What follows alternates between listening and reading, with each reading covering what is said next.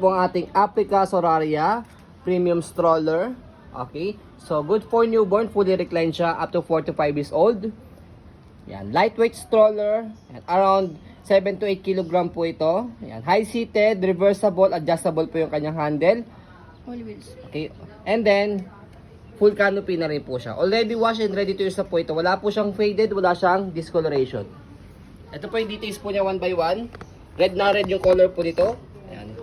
Dalawa yung kanyang peekaboo para pagka ni-reverse yung kanyang handle. Ayan, okay. So, lockable siya sa side para mag-fit. So, pag fold nyo po siya, angat nyo lang po ito. Left and right. Ayan. Ito yung loob ng kanyang peekaboo. Next natin, ganyan po yung form niya kapag nakaupo. Ayan, okay. So, meron may siyang kasamang pad. Baliktaran ha. Kaya no need for extra cushion pad, meron na siya. As you can see, meron siya 3 butas for newborn, toddler, and kids. Depende sa laki ng baby po ninyo. Okay? And then 5 harness po siya. Safe na safe yung baby po ninyo. Wala po siyang putol. Okay? So next natin, adjustable yung kanyang leg rest. Ito. So kapag nakaupo, move nyo lang siya backward. Ayan. Okay? And then kapag nakahiga, adjust nyo lang po siya. Ayan. And then higa natin siya. Makapal yung foam niya, no? Ayan. Okay? Para mas mahaba po siya kapag nakahiga.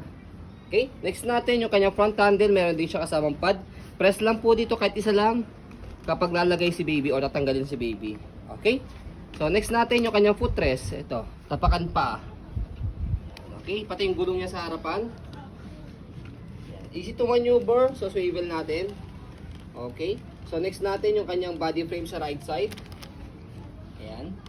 So makinis pa yung body frame niya. Ayan, Solaria. Okay? So yung gulong sa likod, check natin yung stopper niya. Yan, okay, all goods. Angat natin to.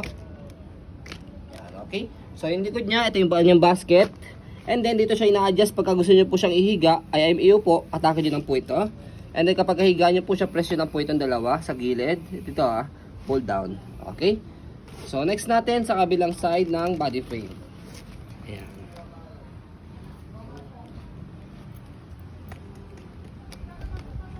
So, aluminum po itong body frame niya. Kaya po si Africa Solaria, isa po siya sa premium stroller ni Africa. So, reverse natin yung kanyang handle dito sa taas, left and right. Shoot nyo lang siya rito. Ayan, okay?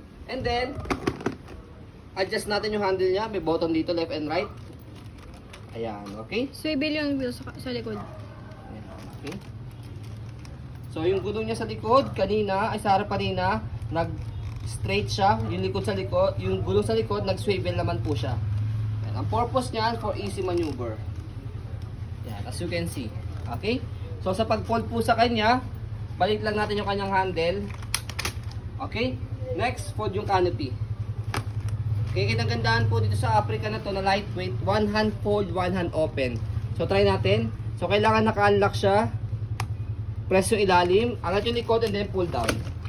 See? Pag lalagay nyo po siya sa sasakyan, kung nakasasakyan po kayo, press nyo po ito para mas maliit siya. Ayan. Okay?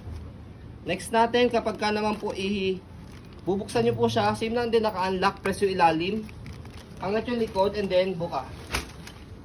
Diba? Less hassle po siya sa pag-open at sa pag-fold. So ayun po, as you can see, very details po kami sa aming pong pag-video. Kasi ang aming shop policy, no refund, no exchange, what you see is what you get. So ayun po, maraming salamat. Have a nice day and God bless po.